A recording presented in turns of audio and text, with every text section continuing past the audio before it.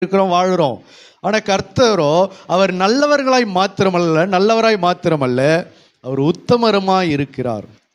அப்போ நம்மிடத்துல காணப்பட வேண்டிய முக்கியமான குணங்கள் என்னது? உத்தமம். அல்லேலூயா.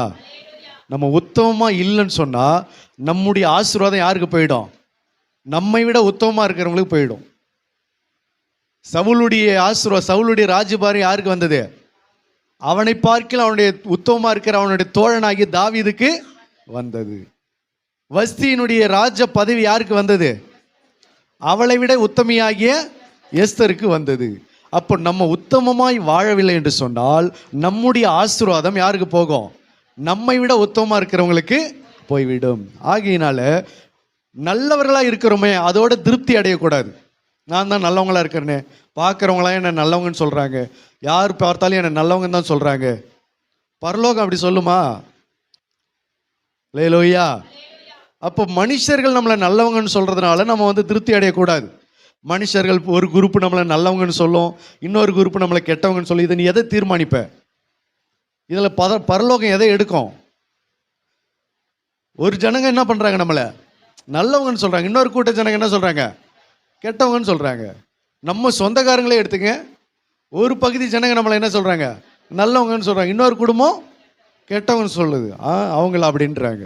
அப்போது இந்த பூமியிலே இப்படிப்பட்ட இருநிலை இருக்கிறது. ஆகவே பரலோகம் எப்படி நம்மளை எடுத்துக்கொள்ளும்? அப்போ பரலோகத்துக்கு முன்பதாக தான் நம்ம நல்லவர்களாய் மாத்திரமல்ல உத்தமர்களாய் வாழ வேண்டியது அவசியமாக இருக்கிறது. தாவீது சொல்லுகிறா, வாசிங்க சங்கீதம் 101:2 வாசிக்கலாம். சங்கீதம் 101:2.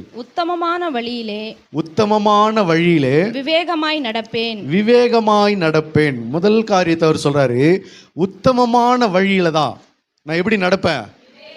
தாறுமாறா நடப்பேன்னு சொல்லல, விவேகமாய் நடப்பேன். என் இஷ்டப்படி நடப்பேன்னு சொல்லல, நான் விவேகமாய் நடப்பேன்.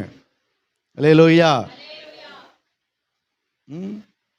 நம்ம ஒரு ரோடு சரியில்லைன்னு சொன்னால் பைக்கை எப்படி ஓட்டுவோம்?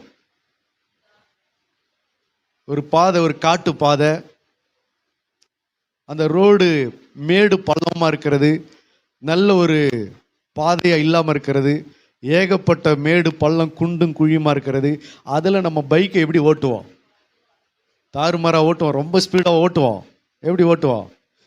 ரொம்ப நிதானமாக பார்த்து, எவ்வளோதான் பைக் ரைடராக இருந்தாலும் அந்த இடத்துல எப்படி ஓட்டுறாங்க?